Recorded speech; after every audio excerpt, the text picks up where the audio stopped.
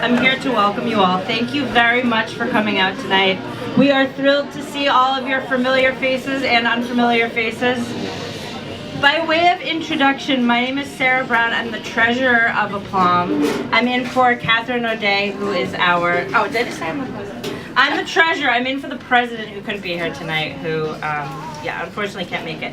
But first and foremost, what we like to do is acknowledge that this event is held on the ancestral lands of the Massachusetts tribe of indigenous peoples whose name we honor, and the name of our eponymous colony, province, and commonwealth.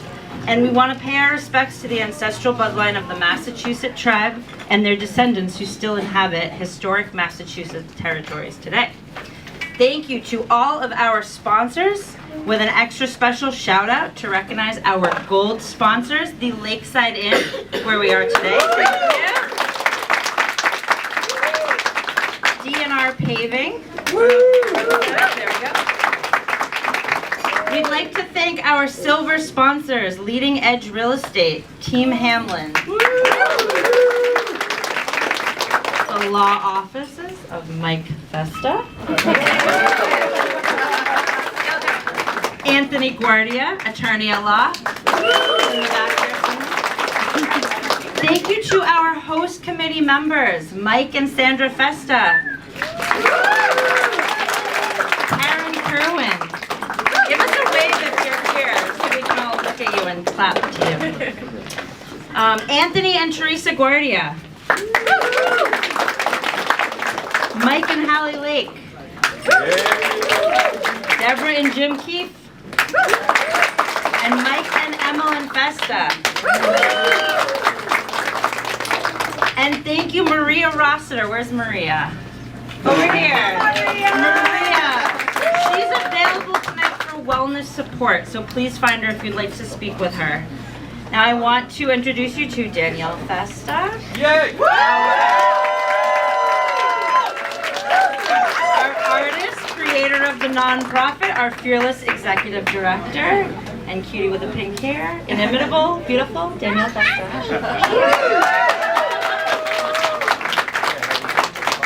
Oh, thank you, Sarah. Yes. And thank you, everyone here in this room. It means so much to me, to everybody that has been painted tonight and the prior exhibitions. I'm so honored and grateful that each one of them trusts me with their stories and that they allow me to get to know them, to make a painting that they will feel proud hanging up in their own wall. And your generosity and just being here tonight makes that possible. We know that life is full of trials and tribulations. Some are dealt a more difficult hand than others. And for them to then have the confidence to stand up and tell their story and with beaming with pride and beauty allow me to work with them to pull out the joy that they have found. It just means so much to me, and I don't want to talk too long. I hope you have all enjoyed. You all know I'm going through a difficult time right now, and I do feel like having this project has allowed me to be able to get through this, knowing that others can do hard things, right? Together we can do hard things, and that together part is something that really surprised me about the whole project and why we've really made it the nonprofit that it is, because we're bringing this community together.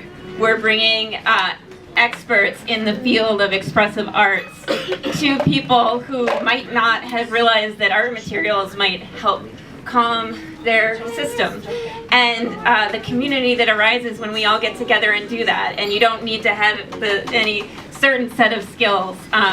So I'm so grateful to have had the project grow in just a year and a half, and I cannot wait to see how much it grows from this point on. And it gives me strength, and looking around at all of you gives me strength. And I can't wait for you to hear from the portrait recipients themselves.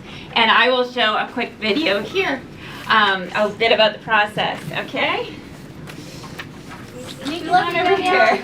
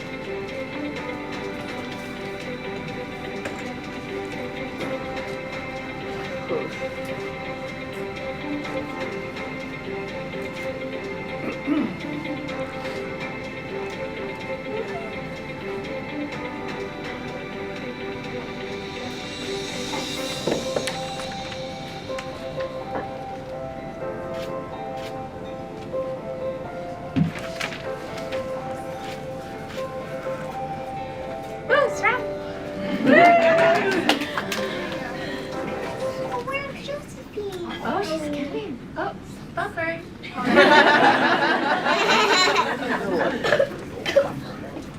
Oh, there we go. There we go.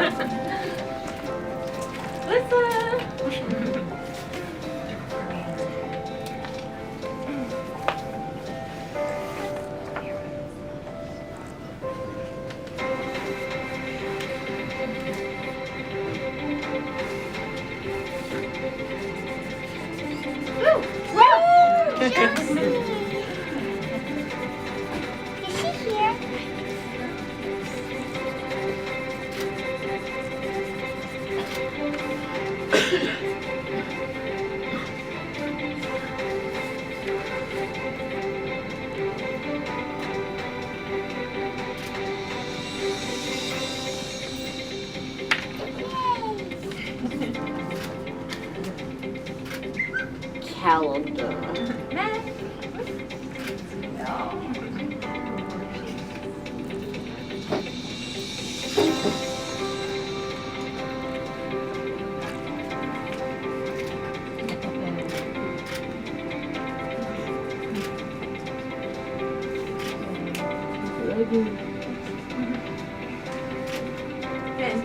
This was the moment when they each got to see their portrait for the first time this past June.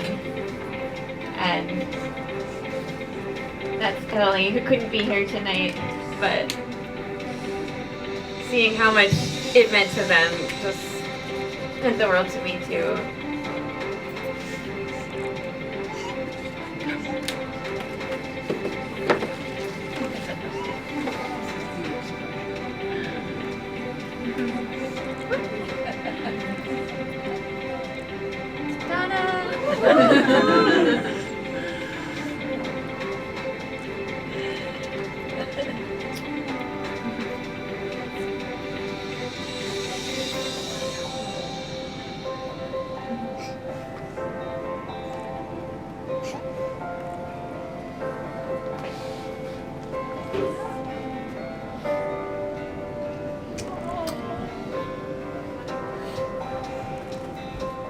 And here's Todd, who couldn't be here. He's in Alaska. It's a good reason.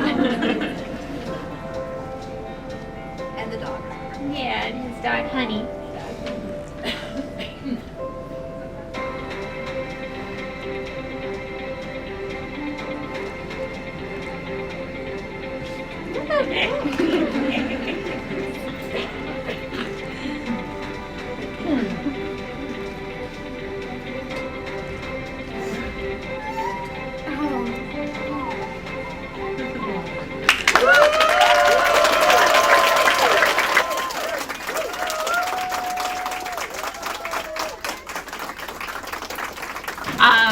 I'd like to first introduce someone very, very, very special.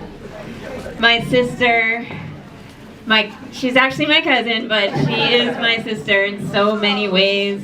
She's the reason this all started. Her courage has turned into something so beautiful for herself, for others. I'm so grateful for, I'm not going to make you cry before you speak, I'm so sorry. I'm going to let her speak because I want her to tell her story, and that is the most important thing to me, and I'm so grateful that she is so brave and beautiful. And Suzanne Preble, everyone.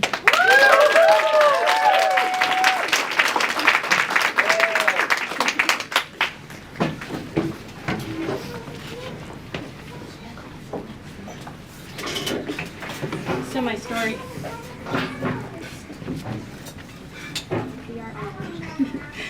So my story isn't so much about myself tonight. I'm gonna explain why the Aplomb Project is so important. And I'd like to share a story about when I was 14 and I had the privilege of working with a former racehorse named Scruffy, who is pictured here. Scruffy came to the farm extremely head shy, which means he had a condition where he would refuse to let anybody touch his head. And that was from suffering severe abuse at the hands of humans. But I want to share a powerful analogy that connects the journey of that scared and traumatized horse to the healing process of a traumatized person within a sensitive, supportive community. So imagine a horse who's vibrant and spirited, and then trembling in fear. His trust is shattered by past trauma, and this horse, like many who have endured abuse, now needs a gentle hand and a safe environment to begin its journey towards healing. It's not merely a matter of physical care, but it also requires great patience, understanding, and unconditional love. In a supportive group like the Aplomb Project, we've created a safe haven for those who have been hurt. Much like that horse, our hurt individual often carries deep scars, emotional, psychological, and physical, and they may face the world with trepidation, wary of trust and connection. And it's our role, like that of a compassionate horse trainer, to foster an atmosphere where they feel secure and valued. In this nurturing space, we take the time to listen and observe. We recognize that each person's journey is unique, and we respond sensitively to their needs, just like a trainer would with a frightened horse. We tune into their feelings and their fears, and those who have suffered. This requires empathy, patience, and an unwavering commitment to support their growth. And as we help the horse regain its confidence, we witness the transformation that occurs. When it feels safe, he begins to trust again, explore the surroundings, and eventually flourish. Similarly, when we provide a compassionate environment for individuals in need, they too can rediscover their strength. They can learn to trust again, to share their stories, and embrace hope. The journey of healing is not always linear. There will be setbacks and moments of fear, but with a dedicated community, individuals can navigate these challenges with courage. Just as a horse may need time to adjust to new surroundings, those recovering from abuse require the steadfast support, reassurance, and love. We have committed to being that safe space, a community that recognizes the worth and potential in every individual. And by doing so, we not only empower each other to step into a brighter future, but we also give them the ability to find their beautiful spirit again.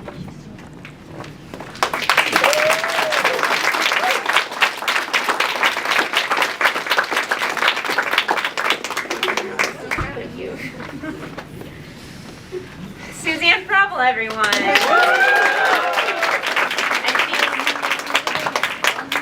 She is also part of the board, and I'm so proud. And I do want to thank her and everyone on the board here tonight and who can't be here. But this is such important work, and we are all learning as we go. But mostly we're learning how incredible and needed this is. Franklin, who is my special friend who trusted me for the second portrait. And the timing, just like many points of our life, aligned. Yeah. And I was so grateful she trusted me for this, and I'm going to turn over the mic to her.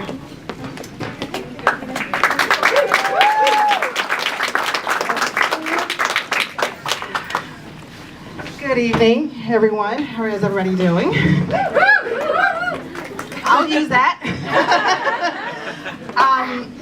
So I'm not necessarily big on speeches, but when Danielle asks, you kind of have to oblige.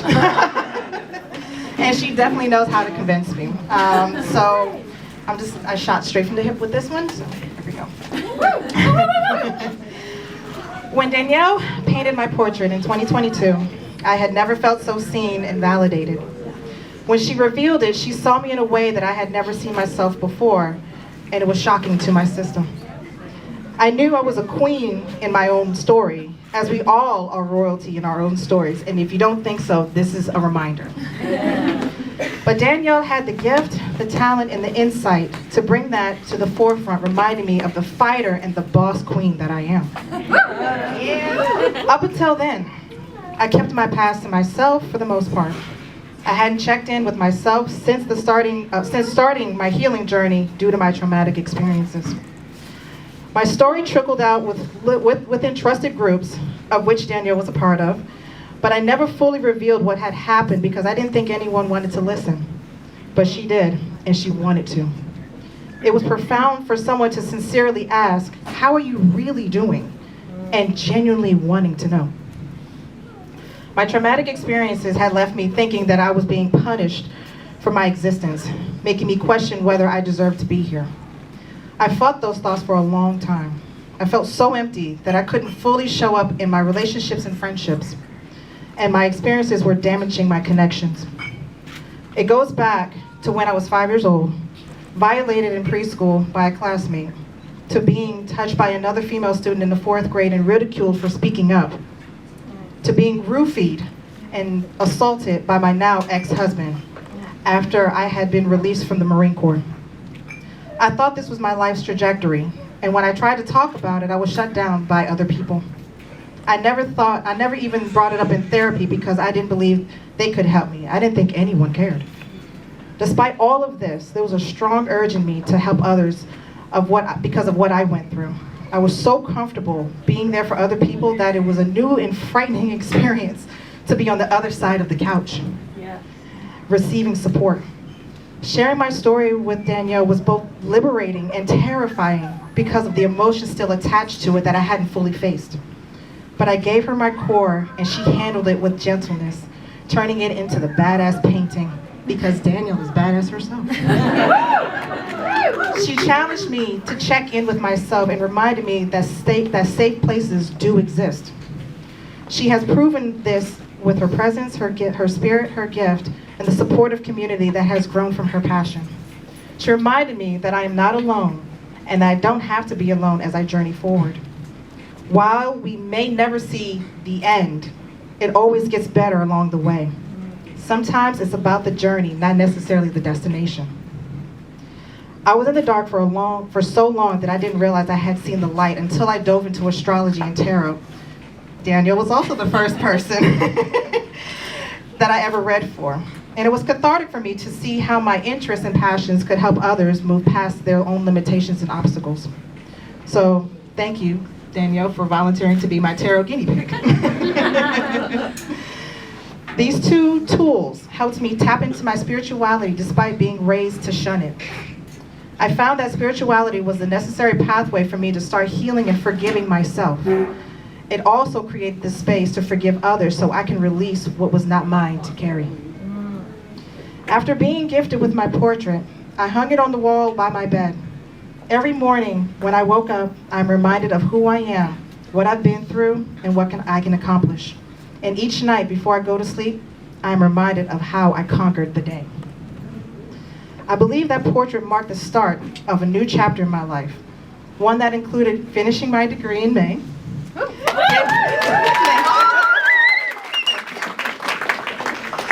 getting into a fulfilling relationship with the most caring, loving, and supportive partner I could have ever asked for, moving into my new apartment and healthily connecting with beautiful souls within this community. So, Danielle, you've touched so many lives with your strength and courage. To me, you are the epitome of an artistic spiritual guru who guides others using the light of your brush. So thank you very much. And congratulations, Kira Nashi. Absolutely.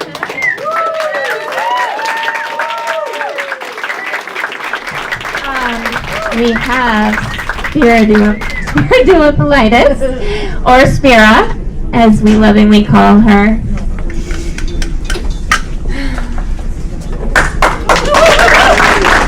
And Spira's portrait was done at in the same exhibition as Crystal's, and if you haven't seen her piece, it's in the book as well. Thank you. Hi, everybody. Hey. Okay. So I'm usually the one who cries, and in order to not do that tonight, I wrote a very nice sanitized piece. But a little bit backstory I will fill in. So let's see, I taught art for 17 years before my own trauma caught up with me. At 48 years old, I didn't even know there were any options. At the time when I was first diagnosed, they would just say, oh, here's your diagnosis, and would you like some drugs? And that was kind of it. Now, it's been so many years. So I had to leave teaching in 2018. I had a full-on just breakdown, really, and that's when my healing actually started. And because I was a teacher and the nerd that I am, I read every book and jumped right in and started doing trainings. And I was already teaching yoga, so I was very familiar with somatic work. And since then, now I have my own yoga studio where I offer services to other survivors. And I'm also teaching with the Aplomb Project, which is kind of awesome. So here's the sanitized version. See, I didn't cry yet. I'm doing good. All right. I cry at commercials, just so you get an idea, you know. Okay. Well, I've known Danielle for 15 years. We met at the grand opening of a dance studio. And we were both chosen to display artwork as part of the opening and the celebration. We immediately became friends, and she invited me to share her art studio with her to save on costs. So that's how we got to know each other. We painted together, and that was really awesome, and we had exhibits together, and there was this whole awesome community in Somerville. I quickly saw that Danielle was a person who put 100% of herself into everything she did. She was very active in the art community in Somerville, and I always admired her seemingly endless supply of energy to accomplish her goals, both big and small. And I'm sure we can all agree that right now, in this time, where she is getting the energy for this, I have no idea. But she does, because she's a little bit magic.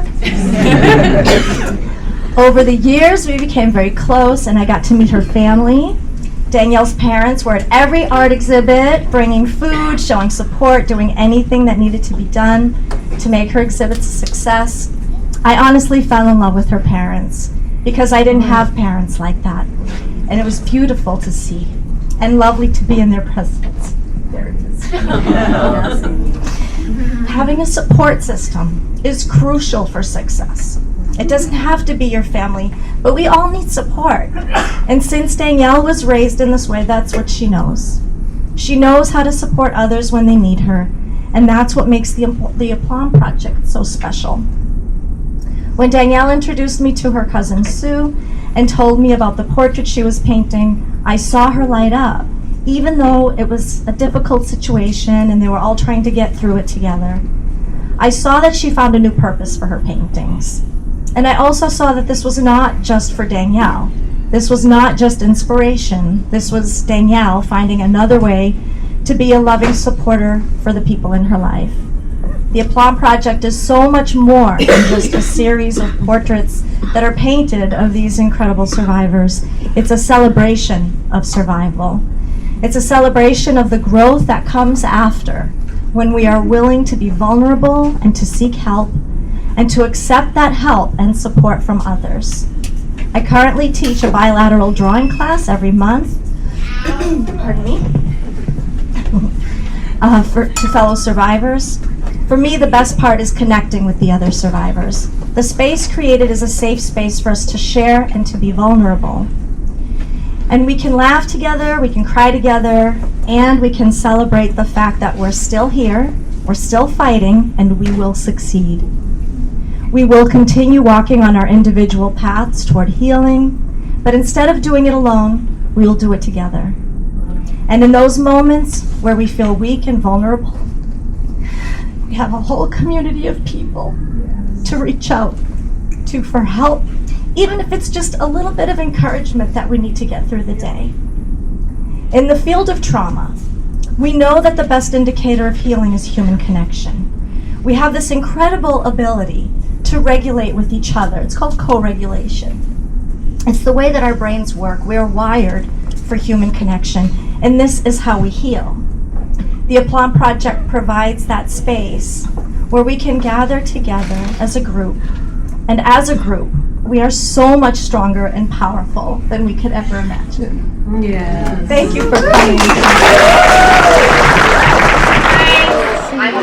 I'd like to bring up Donna Jensen. Her portrait is out here, and she is so fabulous, and I'm so grateful to have her here.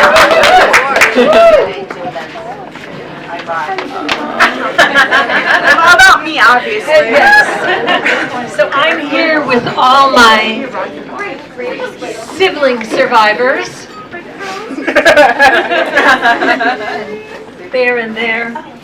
Okay, my name is Donna Jensen. I am a woman who survived incest. And I built an organization called Time to Tell, because I believe that telling is healing. I also believe that listening is healing. And it's healing for both the tellers and the listeners. I don't even know how long ago it was. Is it 2 years? A year ago? Whatever. I have a collage exhibit of writers, survivor writers' collages. And I was trying to find places to put it, to show it. And I found Danielle on the internet, I think it was. And I called her up and I said, could I bring my collage exhibit to your gallery? And she said, sure, if you'll let me paint your portrait. And I did, and she did. And I want you to know that I've shown my portrait to many people in my life. And the first person to say, can I have it, was my grandson. So what I want to say about this telling and listening is what this project is all about. I want to thank all of you here for listening and seeing and noticing and understanding that we are in this world. That there are many more of us than you could ever imagine. And I want to thank deeply Danielle for being one of the best listeners. When you look at the work that she does, she really sees us. And we're so lucky to have you. And for the community of survivors that you've built, like this one, and that one, and that one, and there are so many of us now that are connected through this project. And I did your art class. So thank you all for supporting this. And Danielle, thank you for your artistry and your spirit. Donna Jensen, beautiful human. And Max. So happy to be able to introduce the next speaker if she's available. Where's my Lissa Curtis? There she is. And her portrait is out here as well. Don't trip. Okay. Hi everyone, my name is Lissa, and I am the pink, red, turquoise ballerina exquisite portrait out there from Miss Danielle Tesla. That is me. I just absolutely love my portrait, and I just want to give you a glimpse into like the day when I did the portrait with Danielle. I don't know, I remember being really flustered that day, running around like crazy. I'm a mom, I run a nonprofit, and she just came in so ready, and she's like, I got your playlist, Lissa. She's like, we're gonna do this. I'm like, okay. And and so we're in my dance company studio. It's called Safe Haven Ballet, which is very fitting with the theme of just tonight. And she's like, Lissa, just dance around. And in the middle of dancing around, she started just asking me questions. And I was like, oh, this is so intentional and this is so important. And, you know, some of the questions were like, you know, Lissa, how are you feeling, you know, when you finished your court case against your abuser? Wow. Lissa, how did you feel when you opened Safe Haven Ballet and this was a dream that you felt was like from God? And she just kept going with these questions of my story. And my story in a peanut just snapshot moment is I was raped repetitively, sexually assaulted by my former ballet coach and director. I'm a professional ballerina. And I never thought I would dance again, is the long story short. I never thought I would dance again. And so that's just burned in my memory of like the photo shoot was just so unique because she's like, Lissa, can you just dance? I'm like, yes, I can dance because,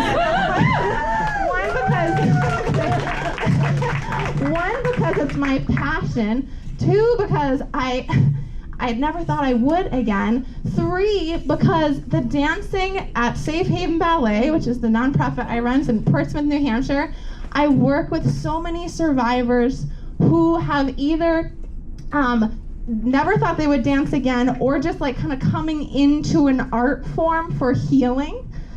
And it's just so amazing. And so Danielle, I just thank you. Like my portrait just brings such joy to me when I see it because not only is the talent just exquisitely like laid out for the portrait, but it just reminds me of everything I've conquered. Yes, it really does. So thank you like for that. Thank you for that. And the last thing I want to say is I just feel like Danielle, your superpower is bringing, I was talking to some people in the room tonight, is bringing this population of survivors. You're bringing us into the light.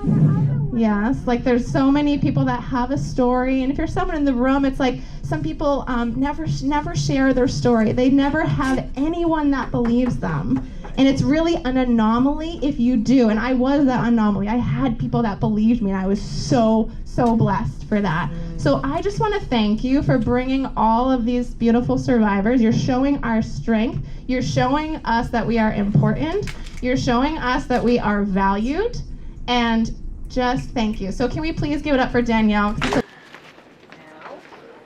All right, and thank you all. If Josephine and Lauren is available, we'd love to hear from her. Her portrait is welcome home out here. Hi everyone. Hi. Can everyone hear me in the back? Put your hands up if you can hear me in the back. Okay, awesome. Thank you.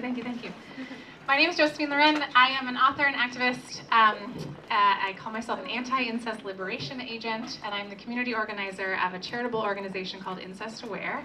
There are a few of us here tonight. Thanks for being here. We are trying to fill the incest gap by improving methods of incest prevention, intervention, recovery, and justice. Most of us are survivors and/or have been touched very closely by the issue of incest. So thank you all for being here. And I want to say the most powerful part of this evening for me, besides the solidarity and co-regulation I feel with all these survivors, is having the kids here, because we do this for them, first and foremost, just to remember that like our work is to ensure the next generation doesn't get hurt and that they get to grow up safely. I wrote a poem for the first, the last event, and I'll just read the poem that I read last time too. Many say life is about the journey, not the destination, but I disagree. When the days are masked in silence and the nights filled with serial sexual violence, life becomes all about the destination, the need to be safe and the desire to be free. When I was 18, my body started shutting down, but the reason why remained a mystery. Who could I be if when I was only 22, I could hardly move, the weight of depression and anxiety consuming me? Then finally at 24, the reasons resurfaced. Memories of childhood incest and illness, sexual violence, seizures, surgeries. My short life so far had been so unsafe for me that my body, brain, and being hid my own story, then sought desperately for either an end or a new beginning to my journey. When I disclosed the instances of incest to my family, I lost everything and everyone dear to me, from financial security to family and identity to community and safety to comprehension of everything I knew to be good and holy. So I chose to do what so many others have done before me. I survived. I pulled my body through the fatigue to earn a living. I paid, mostly out of pocket, to rewire my brain and retrain my body in years of therapy. I rebuilt my family through friends, and my community through activism, and my home through exploration, and my economy through hustle, then rest and reciprocity. Recently, I realized that I may have arrived, finally found that destination that had been calling me to be free all this time. A new beginning, with a safe base and a clear place of belonging to me and a community so alive with meaning. But I wanted a cookie, or a trophy, or a card, or a party. I wanted someone at the end of this long and perilous journey, like parents who honor their kids at the conclusion of a sports game by holding each other's hands above their heads, forming a tunnel, and letting those little ones run through them in celebration. At my destination, I felt so alone and in such deep grief that no one was there waiting for me. Then, a fellow incest survivor, an Incest Aware Alliance member, and a former participant of the Aplomb Project encouraged me to reach toward Danielle. Oh, over here now. And reached back. Then Danielle told me to start a vision board on Pinterest, and to choose an inspiring artist, and to ground myself in a place of meaning, and to be a part of a community of belonging. I wanted a cookie, or a trophy, or a tunnel of arms, or a card, or a party. Instead, Danielle painted a portrait of me, standing free, staring at the past through the similes of the World Trade Center, resurrected after violent hostility to the left, and a statue of a woman's face, her hand to her lips, silencing herself to the right. My past disappeared in the portrait, while my future formed the backdrop as a bridge to New York City, the place I now call home. But not only did Danielle paint me a portrait of myself, she threw us a gala, so that together we could grieve that life should have always been about the journey, and to begin again in celebration, with art that holds memory, a present that starts in safety, and a future that belongs to the intimacy of our community. We thank you, Danielle, and her family, and her team, and this community for being both the end and the beginning of our journeys.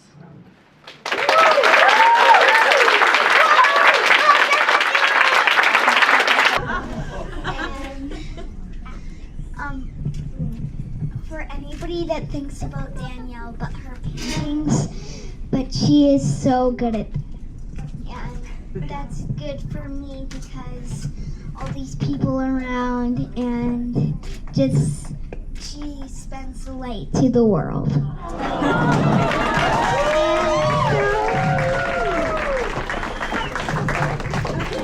so she can be whoever she wants if she wants.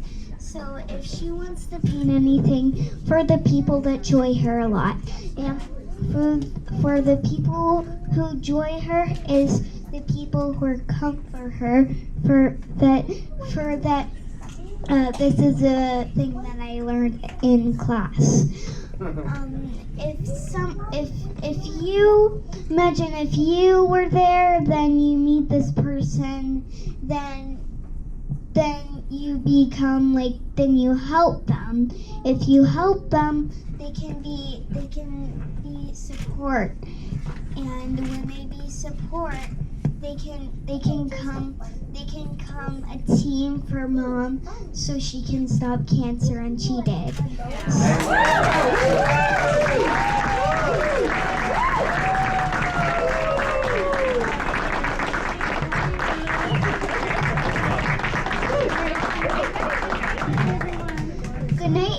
you everyone, and just go along, and if we get to the money thing, I don't know what to